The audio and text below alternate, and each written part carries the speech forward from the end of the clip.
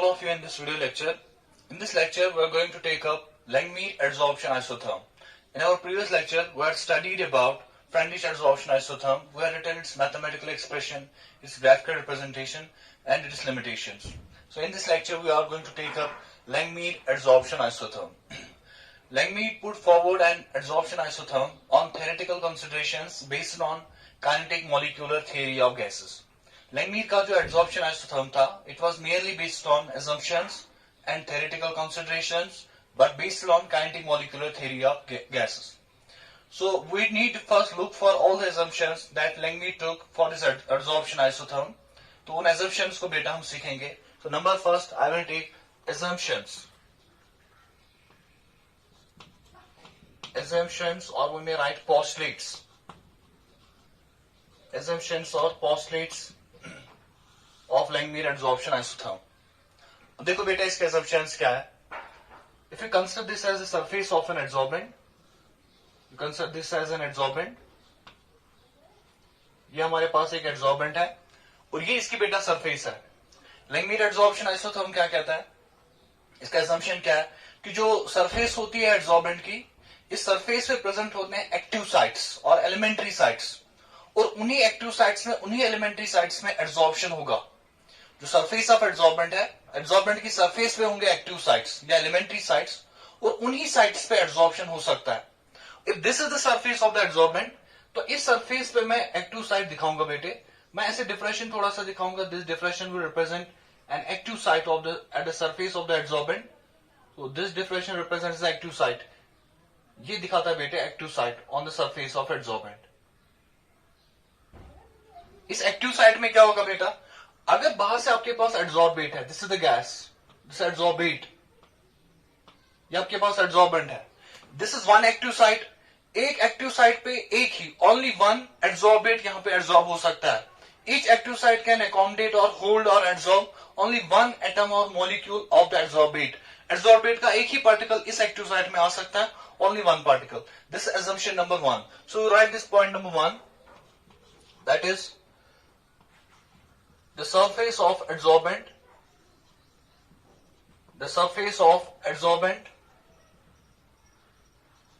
contains active or elementary sites. Contains active or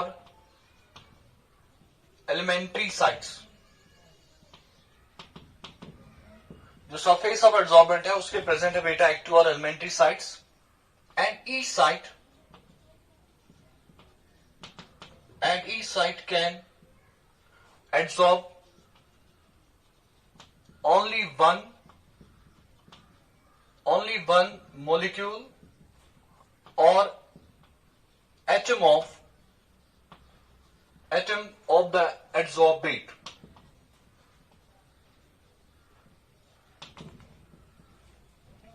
एक site पे केवल और एक ही एडसॉर्बेट का पार्टिकल आ सकता है. You consider this as the adsorbate particle which is adsorbed on the active site. These are the adsorbate particles. इनको मैं बोलूंगा बेटा occupied sites. Now these are occupied. अब ये वाले दो जो मैं यहाँ पे छोड़े, these are unoccupied sites. This point number 1. Point number 2. जो सारे बेटा ये active sites on the surface of the adsorbent, all these active sites, these are equivalent. हम बोलते हैं बेटा जो सरफेस होती है, Langmuir क्या assume करता है, the surface of the solar adsorbent is homogeneous. Homogeneous means कि ये जो active sites होते हैं, all of them are equivalent. You cannot distinguish between active sites. All of them are same. Number second, ये जो adsorbed particles होंगे on the surface of the adsorbent, adsorbed particles, इनकी जो energies होंगे, the energies are same.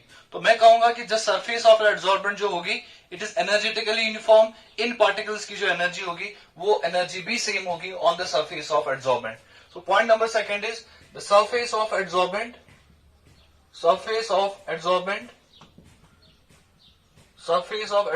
is homogeneous. The surface of adsorbent is homogeneous. उसका मतलब क्या बेटा? That's all the sites are equivalent. जितने भी sites हैं, all of them are equivalent and energetically uniform.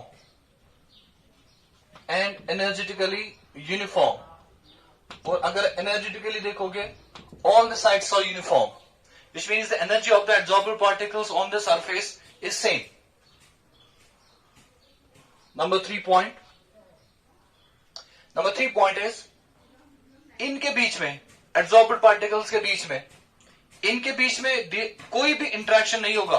There is no interaction between the adsorbed particles of the gas. जो gas का particle absorber on the surface, इनके बीच में जो interaction होगा, that interaction is zero. ना तो वो अट्रैक्ट करेंगे, ना तो वो रिपेल करेंगे, which means ये टाइप ऑफ एब्जॉर्प्शन जो होगा, it will be an ideal type of absorption. In ideal type of absorption, we assume that the adsorbed particles do not interact with each other. So we'll write number 3 point. Adsorbed particles do not interact with each other. Do not interact with each other. जो adsorbed particles हैं वो आपस में एक दूसरे के साथ interaction नहीं कर रहे हैं. Thus it represents an ideal type of adsorption. This is number 3 point. Number 4.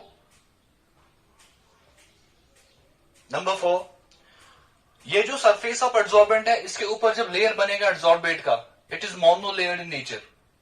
Adsorbent के ऊपर जब सरफेस जब एड्सॉर्बेंट की सरफेस पे ऊपर आएगा एड्सॉर्बेट, तब वो जो एक पूरी लेयर बनाएगा, दैट लेयर इज मोनोलेयर. वो एक, that is one molecule thing, one atom thing. So we write it is monolayer in nature. It's monolayer in nature. इसका जो नेचर होगा बेटे, it is monolayer in nature. It's monolayer in nature. इस adsorption का जो, इसकी जो thickness होगी यहां पे, मतलब एक लेयर बनाएगा एड्सॉर्बेट, दूसरी लेयर नहीं बनाएगा. It is monolayer in thickness. So it is monolayer in nature. So I may take number 5 point. Number 5 point is, ये जो एड्सॉर्बेट होगा on the surface of adsorbent, ये जब यहां पे एड्सॉर्ब होगा बेटे, when this adsorbate gets adsorbed, ये adsorbate particle जो होगा, it cannot move on the surface of the adsorbent. Once it gets adsorbed, it becomes localized. It cannot wander from one place to the another place. Thus we refer to this adsorption as a localized type of adsorption. इस adsorption को हम बेटा बोलेंगे localized type of adsorption. Since this particle, the adsorbed particle, cannot move from one place to the another place, this is another assumption of Langmuir adsorption isotherm. So we write the adsorption is localized. Adsorption is, जो इसमें adsorption होगा बेटा, that's localized. जो adsorption यहां पे होगा, this adsorption is localized in nature, which means the particles at the surface, adsorbed particles, cannot move from one place to another place. There is no interaction between the particles. So then we say that this adsorption is localized. This is number 5 point. And number last point. Last point क्या इसका बेटे? Last point is this. Next point is कि जो adsorption phenomenon है, it involves two processes taking place simultaneously. There is a dynamic equilibrium between two types of opposing processes. One is adsorption, another is desorption. There exists a dynamic equilibrium between the two. So we write, if we have a gas, this is adsorbate plus this is solid, this will act as an adsorbent. This gas will get adsorbed on the solid. When it gets adsorbed on the solid, the process will be termed as adsorption. इसको मैं लिखूंगा बेटा adsorption. I will write gas interface on solid. Gas adsorbed on solid. अब एक phenomenon हो रहा है adsorption, इसका reverse phenomenon भी होगा, that's called a desorption. Langmuir मान रहा है कि adsorption is a reversible phenomenon, monolayer in nature. अब इसमें दो process involve हो रहे हैं opposing, one is adsorption and the other is desorption. Adsorption का जो constant होगा, rate constant, we write at K1. उसको मैं K1 लिखूंगा. Desorption का जो rate constant होगा, उसको हम लिखेंगे बेटा K2. This is K1 for forward process. This is K2 for backward process. So this is Langmuir adsorption isotherm assumptions. इनके यही है बेटा. इन assumptions को हमें दिमाग में रख के हमें इसका mathematical expression भी निकालना है. So number first point जो आपने सीखा बेटा, आपने फर्स्ट पॉइंट सीखा एक्टिव साइट्स के बारे में. सरफेस पे होंगे एक्टिव साइट्स. एक्टिव साइट पे एक ही एड्सॉर्ब होगा, एक ही पार्टिकल. नंबर सेकंड आपने सुना कि जो सरफेस ऑफ एड्सॉर्बेंट होगा, it is homogeneous and it is energetically uniform. Number 3 point आपने सुना बेटे, कि जो गैस मॉलिक्यूल एब्जॉर्ब होते हैं ऑन द सरफेस या एटम्स जो होते हैं उनके बीच में कोई इंटरेक्शन नहीं होता है. It is an ideal type of absorption. ये एक आइडियल एब्जॉर्प्शन है. नंबर 4 आपने बेटा सीखा कि जो एब्जॉर्प्शन है it is monolayer in nature. Monolayer है इसका नेचर. एंड नंबर 5 आपने सीखा बेटा जो एब्जॉर्प्शन है it is localized. Absorption is localized. और एब्जॉर्प्शन में दो प्रोसेस इन्वॉल्व होंगे opposing process. One is absorption, another is desorption. Gas absorb भी हो रहा है, डिसॉर्ब भी हो रहा है. And there is a time where equilibrium is established जहां पे रेट ऑफ एब्जॉर्प्शन किसके बराबर होगा? Rate of desorption. हम इसको ऐसे रिप्रेजेंट करते हैं. These are the assumptions of Langmuir absorption isotherm. Now we will look for its mathematical expression. हम इसकी मैथमेटिकल एक्सप्रेशन को देखना चाहेंगे. इसके लिए हम करेंगे derivation of Langmuir absorption isotherm. तो वो हम बेटा लिखेंगे derivation of Langmuir absorption isotherm. इसका बेटा हम डेरिवेशन देखेंगे. अब डेरिवेशन कैसे देखेंगे हम? अब बेटा इसको समझो अच्छे से. यहां पे जो सरफेस पे total number of active sites है, सरफेस पे for a given amount of absorbent जितने भी एक्टिव साइट्स होंगे उन एक्टिव साइट्स को मैं लिखूंगा let the total number of active sites, let the total number of active sites, let the total number of active sites is equal to n. जो total number of active sites है इसकी surface पे, वो total number of active sites जो उनका जो number है that's equal to n. The total number of active sites is n on the surface of the adsorbent. अब देख लो बेटा, अगर total number of active sites n है, अब इसमें से हमने कुछ साइट्स को रखा है विच आर ऑक्यूपाइड, जिन पे एब्जॉर्प्शन हुआ है. There are some sites which are unoccupied. अब टोटल में से कितने साइट्स ऑक्यूपाइड है? टोटल नंबर ऑफ साइट्स में से कितने साइट्स का फ्रैक्शन ऑक्यूपाइड है? Let the fraction of sites which are occupied, जो ऑक्यूपाइड है उन ऑक्यूपाइड साइट्स की फ्रैक्शन को मैं लिखूंगा theta. So I will write let theta is the fraction of, let theta is the fraction of occupied sites. Occupied sites, इसमें से जो ऑक्यूपाइड साइट्स है उसको मैं बेटा लिख रहा हूं theta. Fraction of occupied sites, fraction. मैं नंबर नहीं लिख रहा हूं बेटा, यहां नंबर मैंने नहीं लिखा है. It is not the number of sites which are occupied, नहीं, it is a fraction of sites which are occupied. Number की मैं बात नहीं कर रहा हूं. अब मैं क्या लिखूंगा बेटा, ये जो थीटा होगा it is the fraction of sites occupied. तो क्या हम ऐसे लिख सकते हैं बेटा, theta is equal sites occupied, कितने साइट्स ऑक्यूपाई हुए हैं डिवाइड बाय टोटल साइट्स. वही तो निकलेगा ना बेटा fraction. Theta is the fraction of sites occupied. Fraction means कितने occupied out of the total number of sites. So वही हमने लिखा sites occupied divide by total sites. So can I write theta is equal what is the sites occupied. मैं ऐसे लिखूंगा, हमें नहीं पता अभी साइट्स ऑक्यूपाइड कितने हैं. We write sites occupied divide by what is the total number of sites. Total number of sites is n. तो कैन आई राइट, इस n को मैं थीटा के साथ मल्टीप्लाई कर लूं.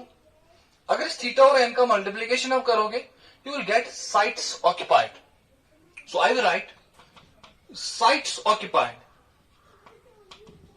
अब ये जो साइट्स ऑक्यूपाइड है इट गिव्स द नंबर, कितने साइट्स ऑक्यूपाइड है, और number of sites occupied it's equal n theta. n theta किसका आंसर देगा बेटा, n theta gives the number of sites which are actually occupied. Theta दिखा रहा है कि कितना फ्रैक्शन ऑक्यूपाइड है, फ्रैक्शन. लेकिन ये क्या दिखाता है बेटा n theta, it shows total में से कितने साइट्स ऑक्यूपाइड है. उस टोटल का नंबर आप निकाल सकते हैं from n theta, this number of sites occupied. अब मुझे बताओ, जितने साइट्स ऑक्यूपाई ज्यादा हुए होंगे बेटा, यहां पे जितने साइट्स ऑक्यूपाई ज्यादा होंगे उतना एक्सटेंट ऑफ एब्जॉर्प्शन ज्यादा होगा या उतना एक्सटेंट ऑफ एब्जॉर्प्शन कम होगा. जितने साइट्स ऑक्यूपाई ज्यादा हुए हैं इसका मतलब एब्जॉर्प्शन ज्यादा हुआ. जितना एब्जॉर्प्शन ज्यादा हुआ उतना ही साइट्स ऑक्यूपाई ज्यादा हुए तो एब्जॉर्प्शन भी ज्यादा हुआ. सो उतना n थीटा का वैल्यू जो होगा वो भी ज्यादा हुआ. So greater the value of sites occupied greater is the extent of absorption. अब बेटा मुझे बताओ, ये तो हो गए साइट्स ऑक्यूपाइड. अब मुझे बेटा इसका आंसर बताओ, what about the unoccupied sites. जो साइट्स अनऑक्यूपाइड है उनका जो नंबर होगा वो कितना होगा. What about that? ये तो आपने निकाला sites occupied. We will calculate number of unoccupied sites. अभी आपने निकाला बेटा occupied sites कितने हैं. अब हम क्या निकाल रहे हैं, कितने unoccupied sites हैं. Unoccupied sites would be equal to total sites minus number of occupied sites. Total sites minus number of occupied sites. बताइए बेटा, नंबर ऑफ अनऑक्युपाइड साइट्स, कितने अनऑक्युपाइड साइट्स होंगे. जो टोटल साइट्स है आपके पास, आप उसमें से माइनस कर रहे हैं नंबर ऑफ अनऑक्युपाइड साइट्स. अब बताइए टोटल साइट्स कितने आपके पास बेटा, that's equal to n. So total sites is n minus what is the number of occupied sites. Occupied sites is equal to n theta. So you write n minus n theta. n minus n theta will give the number of unoccupied sites, और हमें represent this as n हम common निकालेंगे. we write n minus n into 1 minus theta. This n into 1 minus theta gives the number of unoccupied sites. n theta gives number of occupied sites, and 1 minus theta gives number of unoccupied sites. Number of unoccupied sites. तो बेटा आपने निकाला कि इसमें occupied sites कितने होंगे. Total number is n. What is the number of occupied sites and what is the number of unoccupied sites? अब बेटा हमें समझाइए, जो रेट ऑफ एब्जॉर्प्शन होगा, रेट ऑफ एब्जॉर्प्शन किसी भी इंस्टेंट ऑफ टाइम पे जब एब्जॉर्प्शन होगा, वो रेट ऑफ एब्जॉर्प्शन किस पे डिपेंड करेगा. At any instant of time जो रेट ऑफ एब्जॉर्प्शन होगा वो किस पे डिपेंड करेगा. क्या वो डिपेंड करेगा ऑक्युपाइड साइट्स कितना है. देखो बेटा, मैं एक्सटेंट ऑफ एब्जॉर्प्शन नहीं बोल रहा हूं, मैं बोल रहा हूं रेट ऑफ एब्जॉर्प्शन. किसी भी इंस्टेंट ऑफ टाइम पे कितना एब्जॉर्प्शन हो रहा है, at that time instant of time कितना एब्जॉर्प्शन हो रहा है. दैट रेट ऑफ एब्जॉर्प्शन क्या वो डिपेंड करेगा कि कितने ऑक्युपाइड साइट्स है, क्या वो डिपेंड करेगा कि कितने अनऑक्युपाइड साइट्स है. जितने अनऑक्युपाइड साइट ज्यादा होंगे, अनऑक्युपाइड साइट्स, ये जो अनऑक्युपाइड साइट्स है इनका जो नंबर होगा it is n1 minus theta, और ये जो ऑक्युपाइड साइट्स है बेटा इनका जो नंबर है इट इज n थीटा. अब मुझे बेटा बताओ, जो रेट ऑफ एब्जॉर्प्शन होगा at any instant of time it will depend upon the number of unoccupied sites. जितने अनऑक्युपाइड साइट्स ज्यादा होंगे उतना एब्जॉर्प्शन भी ज्यादा होगा. So rate of absorption will depend upon the number of unoccupied sites. What about the rate of desorption. Desorption किस पे depend करेगा. जितने ऑक्युपाइड साइट्स ज्यादा होंगे उतना डिसॉर्प्शन भी ज्यादा होगा. देखो बेटा, इनिशियली तो पूरी सरफेस अवेलेबल है फॉर एब्जॉर्प्शन, अनऑक्युपाइड साइट्स बहुत ज्यादा अवेलेबल है, रेट ऑफ एब्जॉर्प्शन इनिशियली ज्यादा होगा. इनिशियली जो सरफेस है उस पर एब्जॉर्प्शन नहीं हुआ है, तब जो रेट ऑफ डिसॉर्प्शन होगा वो भी नहीं होगा. अगर एब्जॉर्प्शन ही नहीं हुआ तो डिसॉर्प्शन किसका होगा. अब जब डिसॉर्प्शन होगा, डिसॉर्प्शन कहां से होगा. क्या वो अनऑक्युपाइड साइट से होगा, ऑक्युपाइड साइट से. Desorption will take place from occupied sites. अब जो एब्जॉर्प्शन होगा वो किन साइट्स पे होगा, ऑन अनऑक्युपाइड साइट्स. तो मैं इसको कंक्लूजन में बताऊंगा, जो रेट ऑफ एब्जॉर्प्शन होगा it will depend upon the number of unoccupied sites. कितना होगा रेट ऑफ एब्जॉर्प्शन, वो डिपेंड करेगा आपके पास कितने अनऑक्युपाइड साइट्स है available. And rate of desorption will depend upon the number of occupied sites. तो तब बेटा मैं इसको ऐसे लिखूंगा, आई विल राइट द एक्सप्रेशन. बेटा ये दो चीजें याद रखना है, सरफेस ऑक्युपाइड, ये sorry number of occupied sites and number of unoccupied sites. I will represent it like this. मैं बेटा ऐसे लिखूंगा, रेट ऑफ एड्सॉर्प्शन. जो रेट ऑफ एड्सॉर्प्शन होगा वो किसके बराबर होगा. Rate of adsorption is directly proportional. बताए बेटा, आप ही बताओ, जो रेट ऑफ एड्सॉर्प्शन होगा किस पे डिपेंड करेगा. Number one, number of unoccupied sites. जितने अनऑक्युपाइड साइट्स ज्यादा होंगे उतना एड्सॉर्प्शन का जो रेट होगा वो ज्यादा होगा. And it is also directly proportional to the pressure of gas. ये जो गैस बाहर से आपने लिया उसका प्रेशर कितना है, जितना प्रेशर ज्यादा होगा उतना एड्सॉर्प्शन ज्यादा होगा. So I will write rate of adsorption, it would be directly proportional to what is the number of unoccupied sites. Unoccupied sites n1 minus theta. So I will write n1 minus theta. What is the pressure of the gas? Pressure is P. मैं इसको बेटा लिखूंगा P is the pressure. I will write multiplied by pressure P. So I will write rate of adsorption. It is equal to that. We will convert this proportionality into equality. We will add a constant for adsorption. It is K1, that is constant, rate constant. हम इसको बेटा लिखेंगे यहाँ पे K1. K1 I will write N 1 minus theta into P.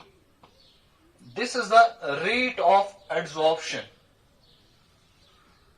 ये निकलेगा बेटा हमें rate of adsorption.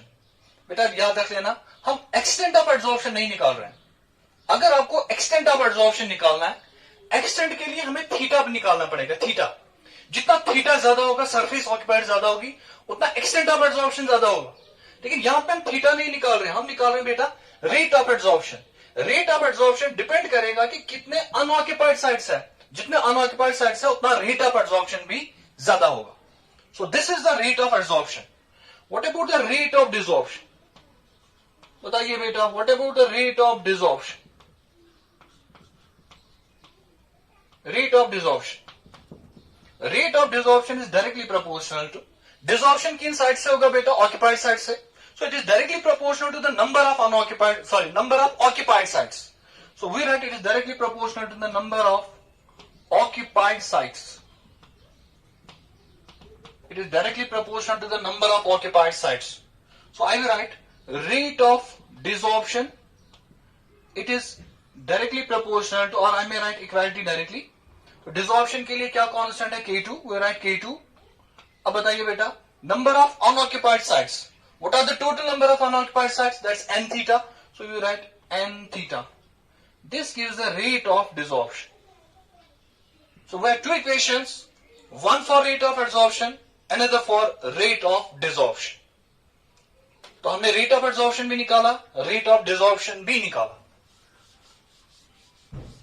तो बेटा बताइए, if you know rate of adsorption, if you know rate of desorption, अगर इस adsorption phenomenon equilibrium आएगा, what will happen at the equilibrium stage? Equilibrium stage में क्या होगा बेटा? जो rate of adsorption होगा, rate of adsorption, it will become equal to the rate of desorption. हमने पढ़ा है कि जब equilibrium stage इसमें आएगा, it is an equilibrated process, तब जो rate of adsorption होगा, वो rate of desorption होगा at equilibrium, वो आपस में बराबर होंगे. तब ये rate of adsorption और ये rate of desorption आपस में बराबर होंगे.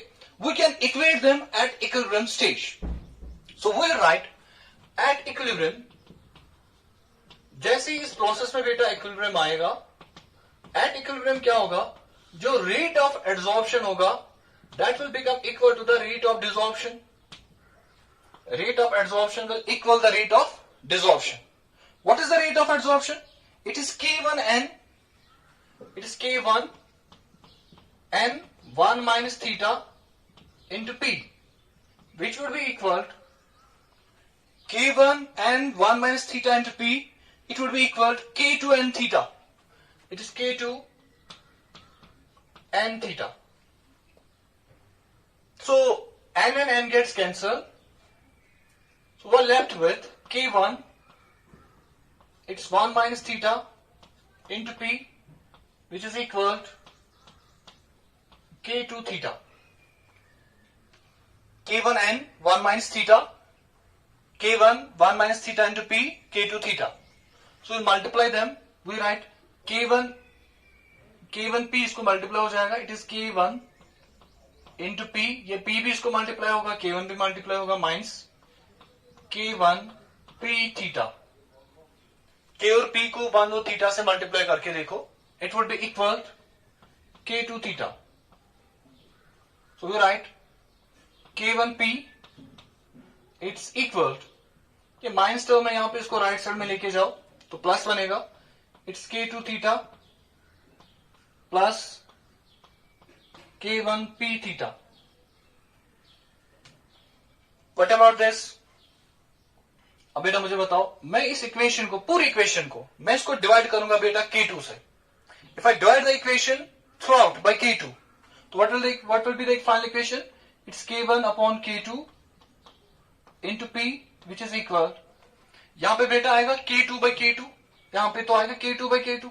So we write K2 divided by K2 into theta plus K1 divided by K2 into P theta. K2 divided by K2 theta, यहां पे K1 divided by K2 आएगा into P theta.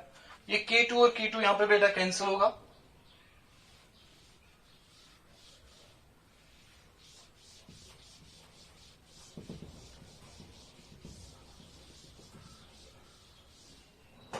अब अगर ये कैंसिल होगा what will the equation remain, K1 by K2,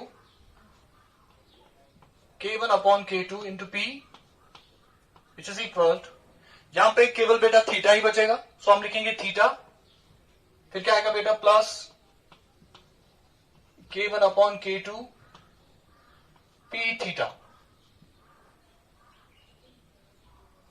यहां पे हमने क्या किया, K1 K2 P, सिर्फ इसको कैंसिल किया K2 और K2, तो वहां पे बचेगा K1 K2 P थीटा।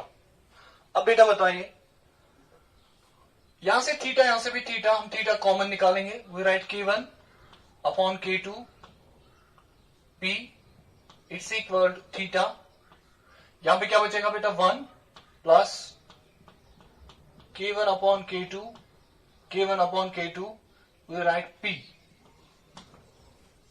हमने यहां पे थीटा बेटा कॉमन निकाला, अब थीटा कॉमन निकाला, अब इस थीटा को बेटा बताओ किसके बराबर आएगा थीटा, इस थीटा इज इक्वल, थीटा यहीं पे रखो और ये पूरी क्वांटिटी जो है इसको डिवाइड करो, ये क्या बनेगा बेटा K1 upon K2 into P divide bye, ये K1 upon K2 into P, इस पूरी टर्म को यहां डिवाइड करो, तो ये पूरी टर्म क्या बनेगी 1 plus K1 upon K2 into P, ये हमें बेटा निकला fraction of the surface occupied, theta का वैल्यू हमें आ गया, जो थीटा है बेटा, theta is the fraction of surface occupied, कितना सरफेस ऑक्यूपाई हुआ है, दैट इज दिस थीटा।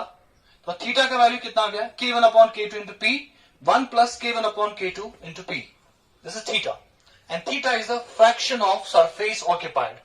इसको मैं लिखूंगा बेटा, थीटा क्या हमने पहले ही लिखा था बेटा, फ्रैक्शन ऑफ सरफेस ऑक्यूपाइड, कितनी सरफेस ऑक्यूपाई हो रही है, जितना सरफेस ज्यादा ऑक्यूपाई हो रहा है उतना एक्सटेंट ऑफ एब्जॉर्प्शन ज्यादा हुआ है। सो कैन आई से बेटा कि जो एक्सटेंट ऑफ एब्जॉर्प्शन होगा, एक्सटेंट ऑफ एब्जॉर्प्शन को हमने लिखा बेटा previously XM, it is directly proportional to कितना एक्सटेंट ऑफ एब्जॉर्प्शन हुआ है, कितना एब्जॉर्प्शन हुआ, क्या वो इस पर डिपेंड करेगा फ्रैक्शन कितना ऑक्यूपाइड है या फ्रैक्शन कितना अनऑक्यूपाइड है, एक्सटेंट ऑफ एब्जॉर्प्शन कितना एब्जॉर्प्शन हुआ है, it will depend upon the fraction of the surface occupied, extent of absorption x by m, it should directly depend upon the value of theta, greater the value of theta, greater is the value of extent of absorption and vice versa। जितना theta का value ज्यादा होगा उतनी surface ज्यादा occupied, जितनी surface ज्यादा occupied उतना x by m का वैल्यू भी ज्यादा। So I will write this extent of absorption, it is directly proportional to the fraction of surface occupied, that is it is directly proportional to the theta value, ये theta के proportional आए, तो तब बताओ बेटा हमें क्या लिखना चाहिए, this x by m is directly proportional to theta, हम इस थीटा का वैल्यू यहां पे लिखेंगे और इस प्रोपोर्शनलिटी को इक्वालिटी में कन्वर्ट करेंगे। So what should we write in this place, हम लिखेंगे बेटा x by m is extent of absorption, वो किसके बराबर आएगा बेटा x by m would be equal, x by m would be equal some constant K3, proportionality को equality में कन्वर्ट करेंगे, फिर उसके बाद बेटा थीटा, अब थीटा किसके बराबर है K1 upon K2 into P, divide में बताओ क्या बेटा, डिवाइड में आएगा 1 plus K1 upon K2 into P, 1 plus K1 upon K2 into P, ऐसा आएगा बेटा equation.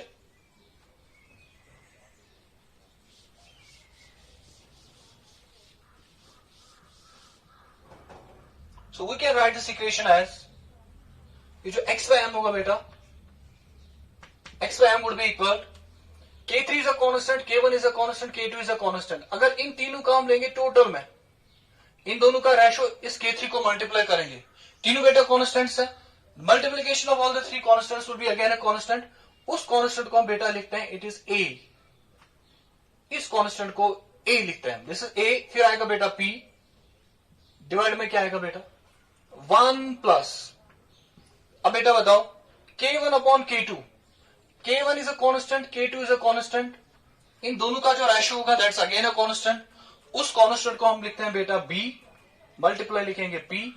This equation is termed as Langmuir adsorption isotherm. इसको हम बेटा बोलते हैं this is Langmuir adsorption isotherm. This is Langmuir adsorption isotherm. X by m is equal इन तीनों का जो मल्टीपल, इन दोनों का ratio multiplied by K3, that would be a constant that is A, और K1 अपॉन K2 का जो वैल्यू होगा that's again a constant that's equal to B. So we write x by m it is equal to A into P divide by 1 plus B into P. This equation is termed as Langmuir adsorption isotherm. अब इसमें जो बेटा A and B है, A and B, these are called Langmuir parameters. Langmuir parameters. These are called Langmuir parameters. जो A और B है बेटा, इनको हम बोलते हैं Langmuir parameters. A and B are called Langmuir parameters. बेटा यहां तक बात समझ में आए, इक्वेशन अच्छे से समझ आए कैसे डिराइव करना है. This is Langmuir adsorption isotherm. अब देख लो बेटा, I will take case number 1. At low pressure.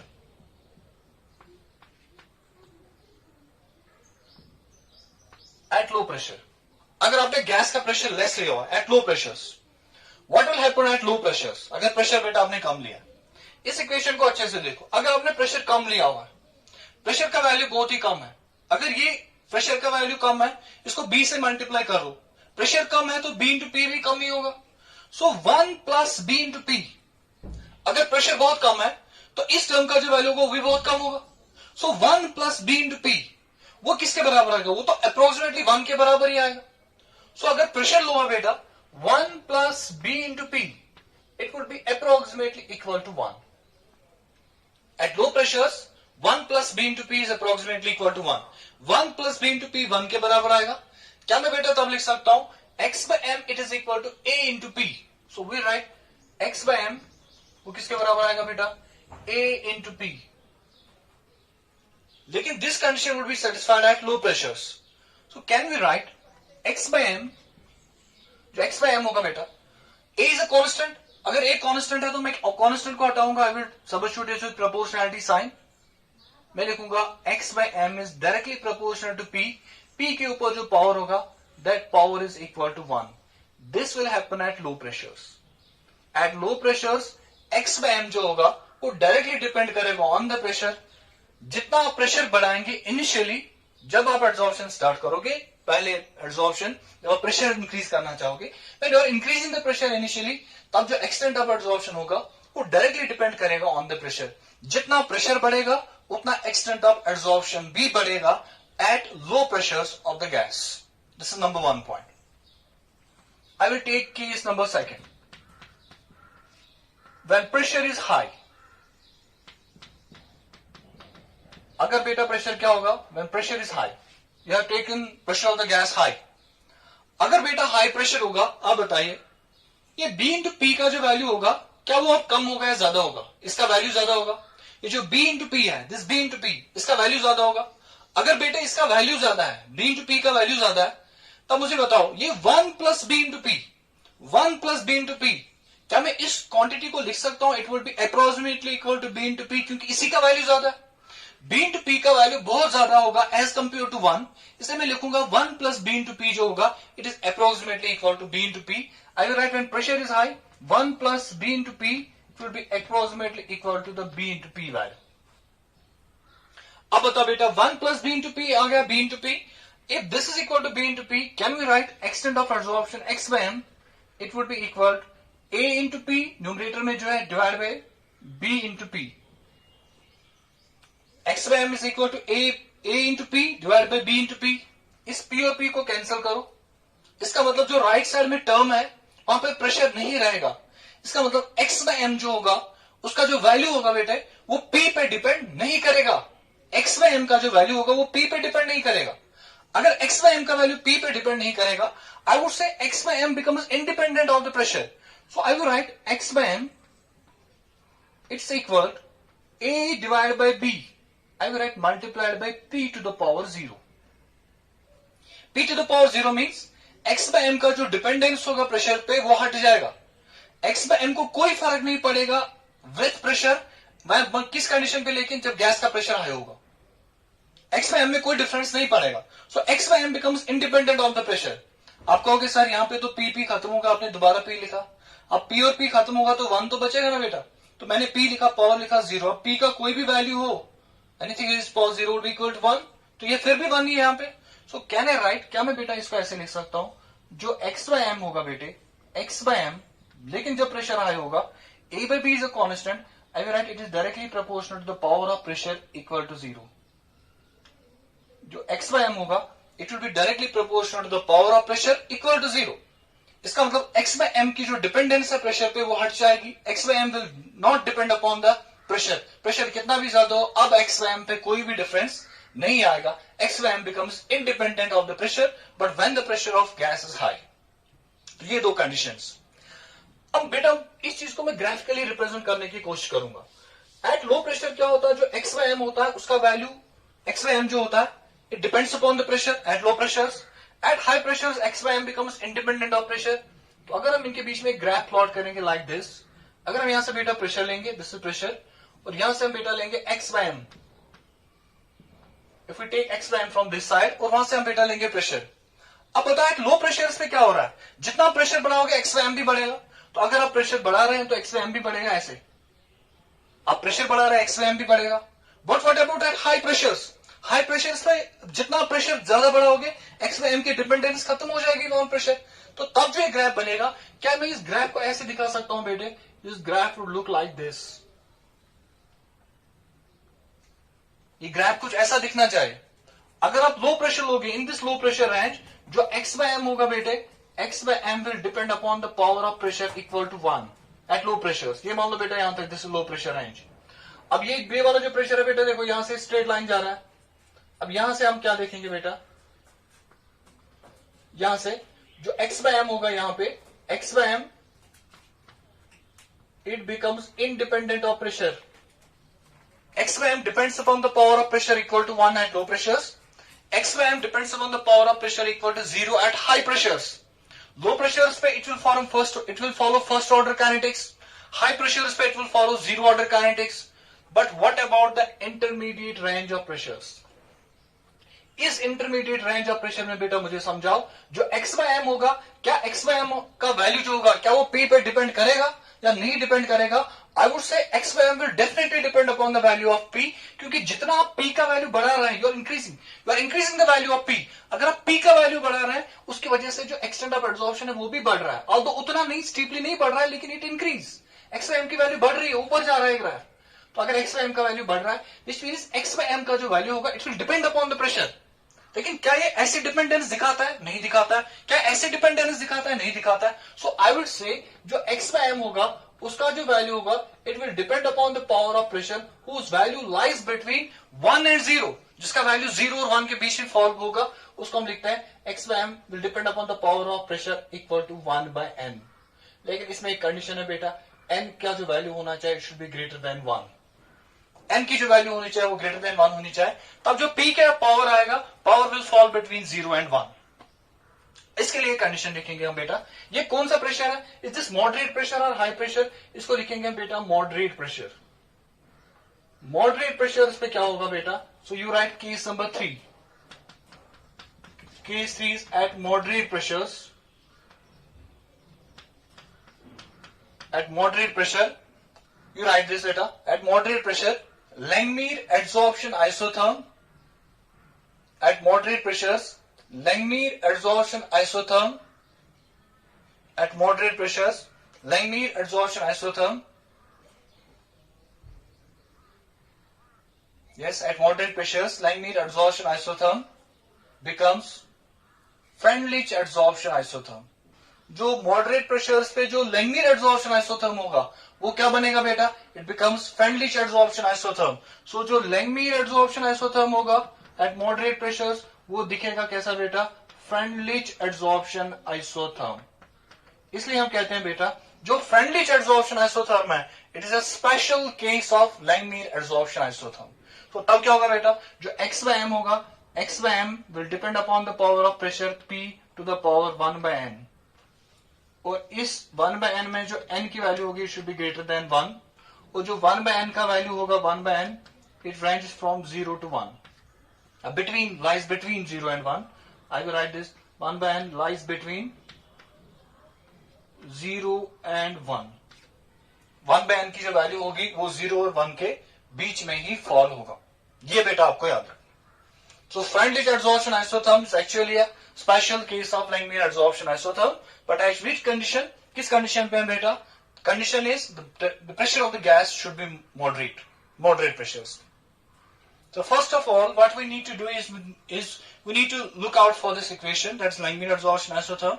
फिर different conditions लेके हम इस ग्राफ का इंटरप्रिटेशन दे सकते हैं, 100% अच्छे से इसको एक्सप्लेन कर सकते हैं, जो इनफैक्ट हम फ्रेंडली से एक्सप्लेन नहीं कर सकते हैं, क्योंकि वो हाई प्रेशर पे फेल होता है, वो नहीं समझाता हाई प्रेशर पे क्या होता है.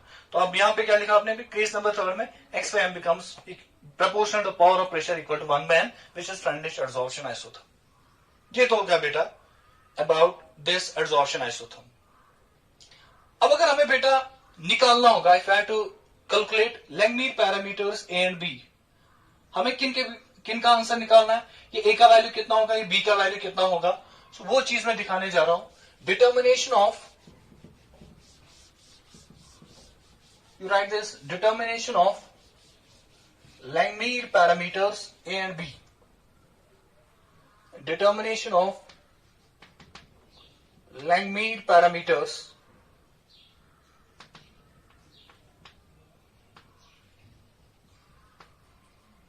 A and B. Determination of Langmuir parameters A and B. ये जो A और B होते हैं बेटा, उनका वैल्यू नेचर ऑफ एडसॉर्बेट पे भी, नेचर ऑफ एडसॉर्बमेंट पे भी डिपेंड करेगा, and temperature. Determination of Langmuir parameters A and B.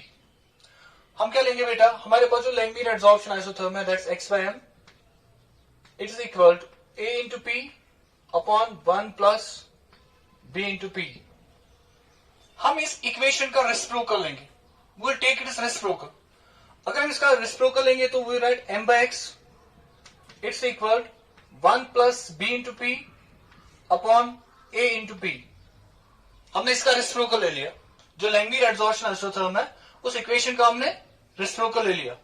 So you write m by x, it's equal, पता बेटा यहाँ पे क्या आएगा, 1, ये ap जो है ये 1 को भी डिवाइड है, b into p को भी डिवाइड है. So you write 1 upon ap, 1 upon AP plus B into P upon A into P. M by X is equal to 1 upon A into P plus B into P upon A into P. So you write M by X, it's equal to 1 upon A, P और P यहाँ पे cancel होगा, into 1 upon P plus B upon A. ये हमें बेटा एक equation मिलेगा. ये एक इक्वेशन है हमारे पास, and this equation is equation of a straight line. This is y is equal m into x plus c. अब बताओ बेटा, क्या हम इस इक्वेशन को ग्राफिकली प्लॉट कर सकते हैं? यस. तो ग्राफ कैसा आएगा? स्ट्रेट लाइन ही आएगा. तो यहां से हम लेंगे बेटा 1 by p, और यहां से बेटा हम लेंगे m by x. We take m by x. अब बताओ बेटा, इस ग्राफ का जो स्लोप होगा किसके बराबर होगा? 1 by a. वो स्ट्रेट लाइन ग्राफ होगा, this is straight line graph. इसका जो स्लोप होगा बेटे, that will be equal to tan theta, which is equal to 1 upon a. यह है बेटा इसका slope. What about it is intercept? इसका जो इंटरसेप्ट होगा, its intercept would be equal to b upon a. Intercept किसके बराबर आएगा बेटा? b upon a. This would be its intercept. M by x versus 1 by p. So slope किसके बराबर आएगा? tan theta और 1 upon a. Intercept would be equal to b upon a. अब बेटा इस ग्राफ को आप अच्छे से देखो, इसमें आपको a की वैल्यू निकालनी है. इस ग्राफ का आपको स्लोप पता होगा. जब आप ग्राफ प्लॉट करोगे, you can calculate the slope from theta. Angle value लेना है, यहां से स्टार्ट करो, एनीवेयर थीटा ले लो बेटा. थीटा की वैल्यू जब आप निकालोगे तो आपको आएगा tan theta is slope. Slope is equal to 1 by a. तब बता ए की वैल्यू किसके बराबर आएगी बेटा, ए का वैल्यू क्या आएगा, what is the value of a, tan theta यहां पे ले लो, ए यहां पे ले लो, it is a is equal to 1 by tan theta, या ए यहां पे ले लो, स्लोप को यहां पे ले लो और 1 by slope. So can I write जो ए का वैल्यू होगा बेटा it is equal to 1 upon tan theta और it is equal to 1 upon slope. Inverse of tan theta और इनवर्स ऑफ स्लोप आएगा ए वैल्यू. अगर यहां से आपने बेटा ए वैल्यू निकाला, दिस ए वैल्यू, अब यहां से आप बी निकाल सकते हैं. अगर आपको ए का वैल्यू पता है, आपको इंटरसेप्ट भी पता है फ्रॉम द ग्राफ, जो भी इंटरसेप्ट होगा वो आप निकालोगे यहां से, दिस द इंटरसेप्ट. इंटरसेप्ट आपने निकाला, ए की वैल्यू आपने यहां से निकाली, आप बी निकाल सकते हैं. सो बी किसके बराबर आएगा, b is equal to a into intercept, b is equal to a into intercept. जो बी आएगा वो किसके बराबर आएगा बेटा, a into intercept. You can calculate the value of a and you can calculate the value of b. अब दोनों values निकाल सकते हैं. Both a and b can be calculated from this graph, इस ग्राफ को प्लॉट करके. This is how you determine A and b. आप a and B निकाल सकते हैं, बट ये फॉर्मूला बेटा तब एप्लीकेबल है, this formula is applicable if you plot for m by x versus 1 by p. तब ये दो फॉर्मूलाज आप अप्लाई कर सकते हैं.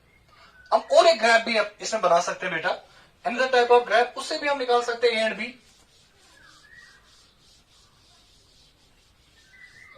So you write graph between p upon x by m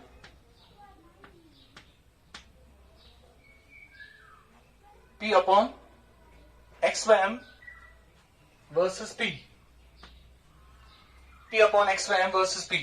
ये और एक ग्राफ है जिससे हम निकाल सकते हैं. So what is Frandish adsorption isotherm? It's x by m, it is equal to ap divided by 1 plus b into p. So we may write x by m, it is equal a into p divided by 1 plus b into p. अब बताओ बेटा ये जो p है ना यहाँ पे, this p, ये मल्टीप्लाई में है तो यहाँ पे डिवाइड में आ सकता है, इसको यहाँ ले जाओ डिवाइड में. So can I write x by m divided by p? ये x by m है, ये p है यहाँ पे बेटा, इस p को यहाँ पे डिवाइड लाओ तो x by m divide by p it is equal a divide by 1 plus b into p. ऐसे बनेगा. सो you right x by m. अब हम बेटा क्या करेंगे, हम इस इक्वेशन का रेसिप्रोकल लेंगे. इस इक्वेशन का रेसिप्रोकल लेंगे तो क्या बनेगा, p divide by x by m it is equal 1 plus b into p upon a. ये इक्वेशन बनेगा बेटे. So you write p divide by x by m it's equal. अब फिर बताओ बेटा इसको कैसे सॉल्व करेंगे. If we write 1 upon a multiplied by, या क्या बेटा b upon a multiplied by p. यहां पे देख लो बेटा, it is b into p by ए, वो b by a into p हुआ. अब इस वाली टर्म को आप यहां ले जाओ, तो वी राइट प्लस साइन है, इस वाले टर्म को आप यहां ले जाओ. So you write p divide by x by m it is equal b by a multiplied by p into 1 by a. ये हमें बेटा इक्वेशन मिला. और ये जो इक्वेशन है it's also an equation of a straight line. ये भी है equation of a straight line. p अपॉन x by m it's equal to b upon a multiplied by p into 1 upon a. But the graph is between p upon x by m versus p. अब बेटा इस equation और उस equation को आप देख लो, ये इक्वेशन और वो इक्वेशन, क्या ये दोनों इक्वेशन सेम है? Both follow straight line equations. But अब देखो बेटा इसमें जो स्लोप है वो 1 by a, इसमें जो स्लोप है that is b by a, इसमें जो इंटरसेप्ट है that is b by a, इसमें स्लोप है 1 by a, इसमें इंटरसेप्ट है बेटा 1 by a. So there is a difference in the graphs. अब अगर हम उस ग्राफ को भी बेटा प्लॉट करेंगे, दिस ग्राफ जो हमने यहां पे लिखा हुआ, ये वाली इक्वेशन का ग्राफ, इस इक्वेशन का जो ग्राफ बनेगा वो कैसा दिखेगा हमें, उसको देखो और उससे हम ए बी वैल्यू निकाल सकते हैं. यहां से हम बेटा लेंगे y is equal to m into x, x की जगह हम p लेंगे, वही हमने लिखा बेटा वर्सेस p. यहां पे लेंगे हम p divide by x by m. ये हमने बेटा ले लिया. What will the graph, straight line graph. तो graph is a straight line. इस ग्राफ का जो स्लोप होगा वो भी होगा बेटे tan थीटा के बराबर, इन आवर प्रीवियस लेक्चर मैंने आपको क्वेश्चंस दिखाए हैं, हाउ स्लोप कैसे निकालते हैं, tan थीटा का मतलब क्या होता है, तो उस बेस पे क्वेश्चन होंगे। tan थीटा, अब बेटा बताओ किसके बराबर आएगा, ये जो स्लोप होगा it is equal to b upon a। Slope तो आ गया इसके बराबर, but what about the intercept? Intercept would be equal 1 upon a। Intercept is 1 upon a। अब यहाँ पे इस वाली इक्वेशन में देख लेना बेटा, वहां पे 1 अपॉन a था, यहाँ पे स्लोप, और b अपॉन a था इंटरसेप्ट, लेकिन यहाँ पे चेंज हो गया, यहाँ पे b अपॉन a बनेगा स्लोप एंड 1 अपॉन a क्या बनेगा, इंटरसेप्ट। अब पहले इसमें क्या निकालोगे बेटा, देखो इसमें बेटा तीन चीजें हैं, एक तो tan थीटा, स्लोप a और b। आपको स्लोप तो पता चलेगा, a भी पता नहीं चलेगा, तो आप क्या करेंगे, आप पहले a वैल्यू निकालेंगे इंटरसेप्ट से। अब बताओ बेटा a वैल्यू किसके बराबर आएगा, a value would be equal to 1 upon a, यहां ले जाओ इंटरसेप्ट, यहां ले जाओ intercept, a would be equal to 1 upon intercept. बताओ बेटा आप खुद ही b किसके बराबर आएगा, फिर अगर a का वैल्यू है 1 अपॉन इंटरसेप्ट, बताओ बेटा b का वैल्यू किसके बराबर आएगा, a इंटू स्लोप, b का जो वैल्यू होगा a इंटू स्लोप या a into tan theta, so we write a into slope, या किसके बराबर होगा b value, a into tan theta. इससे आप निकाल सकते हैं a एंड b के वैल्यूज। a आएगा 1 अपॉन इंटरसेप्ट, जो b आएगा it is a into slope और a into tan theta. So this is all about Langmuir adsorption isotherm. ये बेटा डिटेल याद रखना, and this is the concept in which Friendlich and Langmuir adsorption isotherm, most of the questions that are being asked from adsorption part of the chapter in entrance exams and in fact in board exams, they have been asked from this very stuff, that is Friendlich and Langmuir adsorption isotherm.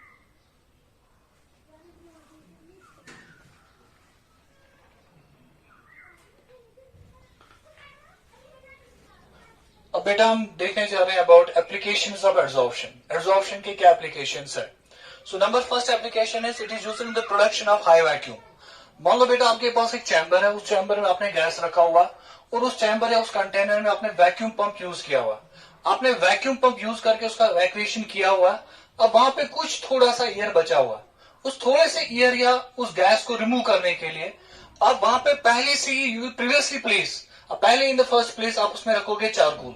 वो charcoal क्या करेगा, जो उसमें बचा हुआ gas होगा उसको absorb करेगा, उसकी वजह से आप क्रिएट कर सकते हैं high vacuum, you can create high vacuum. So number one application. Number second, gas mask. जो बेटा माइंस होते हैं जहां पे माइनिंग करते हैं वहां पे पॉइजनस गैस निकलते हैं, इंडस्ट्रीज में निकलते हैं पॉइजनस गैस, वहां पे जो वर्कर्स यूज करते हैं गैस मास्क, उस गैस मास्क में लगा होता है एक्टिवेटेड चारकोल। वो जो चारकोल होता है that's acts as an absorbent, वो क्या करता है, वो उन पॉइजनस गैस को एब्जॉर्ब करता है on its surface. So that is in gas mask. Number three, control of humidity. अब जो इलेक्ट्रॉनिक गैजेट्स आते हैं बेटा, उन इलेक्ट्रॉनिक गैजेट्स में छोटे छोटे पैकेट्स लगे होते हैं ऑफ सिलिका जेल, वो क्या करते हैं, वो पैकेट्स वो वहां पे ह्यूमिडिटी को कंट्रोल करते हैं, it absorbs the moisture from the atmosphere, so it controls the humidity. तो वैसे आप यूज कर सकते हैं। Removal of colouring matter from solutions. मैंने आपको बेटा previously in the first lecture एक एग्जांपल दिया था, अगर आपके पास रॉ शुगर है, raw sugar is brown in colour, आप उसका सोल्यूशन बना वो भी ब्राउन ही दिखेगा।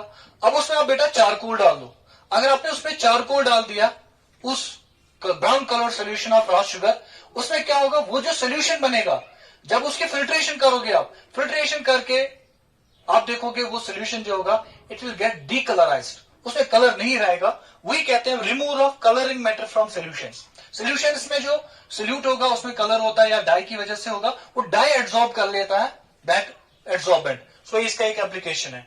Number next is heterogeneous catalysis. इस चैप्टर में आगे जाके हमें नेक्स्ट पोर्शन जो लेना है दैट इज कैटालिसिस, उसमें बेटा सीखेंगे हेटेरोजेनस कैटालिसिस। मैं एक एग्जांपल बताऊंगा। अगर आपको बेटा अमोनिया बनाना होगा, अमोनिया गैस, आप कैसे बनाते हो अमोनिया गैस, उसके लिए एक प्रोसेस आता है दैट्स कॉल्ड हैबर्स प्रोसेस। उस हैबर्स प्रोसेस में हम क्या करते हैं, हम लेते हैं अमोनिया गैस, हम लेते हैं हाइड्रोजन गैस, उन दोनों गैसेस का रिएक्शन करवाते हैं on an iron surface, iron की सरफेस पे रिएक्शन करवाते हैं। अमोनिया बनाते हैं गैस हाइड्रोजन और नाइट्रोजन से, लेकिन जिस सरफेस पे रिएक्शन करवाते हैं that surface iron, that is a solid material. अगर आप देखोगे जो गैसेस है, जो रिएक्टेंट्स है आपके पास, वो जो गैसेस है उनका जो फेज है दैट इज गैसियस फेज। जो आपके पास कैटलिस्ट है, कैटलिस्ट क्या है बेटा, it is in solid phase. we call such a reaction as heterogeneous catalysis. इस कैटलिस्ट को आयरन कौन बोलेंगे? Heterogeneous catalyst. इस हेटेरोजेनस कैटलिस्ट में हम क्या करते हैं, जो नाइट्रोजन एंड हाइड्रोजन है वो रिएक्शन करते हैं on the surface of catalyst. इसको बोलते हैं हेटेरोजेनस कैटलिस्ट. हेटेरोजेनस कैटलिस्ट में ये जो हाइड्रोजन है, ये जो नाइट्रोजन है, वो पहले उस सरफेस पे, आयरन की सरफेस पे एडसॉर्ब होता है. तो वहां पे हम यूज करते हैं adsorption phenomena to carry out a chemical reaction. उसको बोलते हैं heterogeneous catalyst. Number next is separation of inert gas. आपको पता है बेटे, इनर्ट गैसेस जो होता है उनकी केमिकल रिएक्टिविटी बहुत कम होती है. They are difficult to separate by chemical methods. लेकिन उनमें डिफरेंस है with respect to their adsorption, extent of adsorption. We can exploit the differences in their adsorption. वो एक्सप्लॉइट करके हम उन इनर्ट गैसेस का सेपरेशन कर सकते हैं. नंबर नेक्स्ट, इन क्यूरिंग डिजीज. देखो बेटा, क्या बहुत सारे ड्रग्स ऐसे होते हैं जो जर्म्स को पहले बॉडी में अपनी ओर अट्रैक्ट करके एब्जॉर्ब करते हैं सरफेस पे. फिर जब सरफेस पे उनका एब्जॉर्प्शन होगा, एब्जॉर्प्शन के बाद उनको दे किल दैट जर्म्स. वो उन जर्म्स को किल करते हैं. सो डिजीज क्योर करने में भी एब्जॉर्प्शन का एक अहम रोल होता है.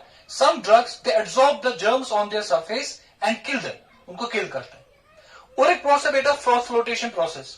हमारा जो इनफैक्ट नेक्स्ट चैप्टर होगा दैट इज मेटलर्जी. उसमें हम सीखेंगे बेटा Frost flotation process. Frost flotation process में हम, जो आपने सुना होगा बेटा, और पाइन ऑयल डालते हैं, वाटर और ओर का पल्वराइज्ड ओर डालते हैं, फिर उसको शेक करके वहां पे वेटेबिलिटी में डिफरेंस होने की वजह से वहां पे सेपरेशन करते हैं हम. उस प्रोसेस को कहते हैं Frost flotation process. Frost flotation process में जो फिनोमेनन एक्चुअली यूज करते हैं दैट फिनोमेनन इज एडसॉर्प्शन. वहां पे एडसॉर्प्शन होता है. उसके बाद और एक चीज बेटा, एडसॉर्प्शन इंडिकेटर्स. एडसॉर्प्शन इंडिकेटर्स क्या होता है? कुछ ऐसे मटेरियल्स होते हैं जो सोल्यूशन में से कलरिंग मैटर को अपनी ओर एब्जॉर्ब करते हैं. और अगर आपने पढ़ा होगा टाइट्रेशन के बारे में कहीं पे, तो अगर हम एब्जॉर्प्शन इंडिकेटर लेते हैं, अगर आपको एंड पॉइंट पता करना होगा, एब्जॉर्प्शन इंडिकेटर के थ्रू एंड पॉइंट पता करना होगा, तो वो हम पता कर सकते हैं. आपने सुना होगा बेटा डाइस्थियोसिन, फ्लोरेसिन, वो एक कलर दिखाते हैं एट द एंड पॉइंट. जब वो एब्जॉर्ब होते हैं मटेरियल पे, हम उसका एंड पॉइंट देख सकते हैं. वो एक कैरेक्टरिस्टिक कलर दिखाते हैं एट द एंड पॉइंट जब उन पे एब्जॉर्ब होगा. Last is chromatographic analysis. जो क्रोमेटोग्राफिक एनालिसिस है, इसमें हम क्या करते हैं, we separate different components of a mixture. फिर उनमें कलर हो या ना हो, दैट्स नॉट अ कंडीशन. तो हम एक मिक्सचर के कंपोनेंट्स को अलग अलग कर सकते हैं. This is separation technique. एक सेपरेशन टेक्निक है क्रोमेटोग्राफी, इसको हम बोलते हैं क्रोमेटोग्राफिक एनालिसिस. इस क्रोमेटोग्राफिक एनालिसिस का जो बेसिक जो इसका मैकेनिज्म है, that mechanism is adsorption phenomenon. वो बेटा है एडसॉर्प्शन फिनोमेनन. तो these are the applications of adsorption. इन एप्लीकेशंस को बेटा याद रख लेना. एप्लीकेशन पार्ट में से क्वेश्चन पूछा गया इन एंट्रेंस एग्जाम्स, तो वो चीज आप याद रखोगे. तो these are the applications of adsorption. And with this, we end this adsorption part of the chapter. And in our next lecture, we are going to the catalysis part of the chapter, and then the third part, that's the colloidal part of the chapter. So I'll be coming with the next lecture will be about catalysis. इसमें catalyst के बारे में हमें पढ़ना है. What are different types of catalysis क्या होते हैं? Homogeneous catalyst, heterogeneous catalyst. What are the mechanism in homogeneous and heterogeneous catalyst? We'll be dealing with that in the next chapter. Till then, Allah Hafiz. Allah आपको कामयाब करेंगे. अस्सलाम वालेकुम.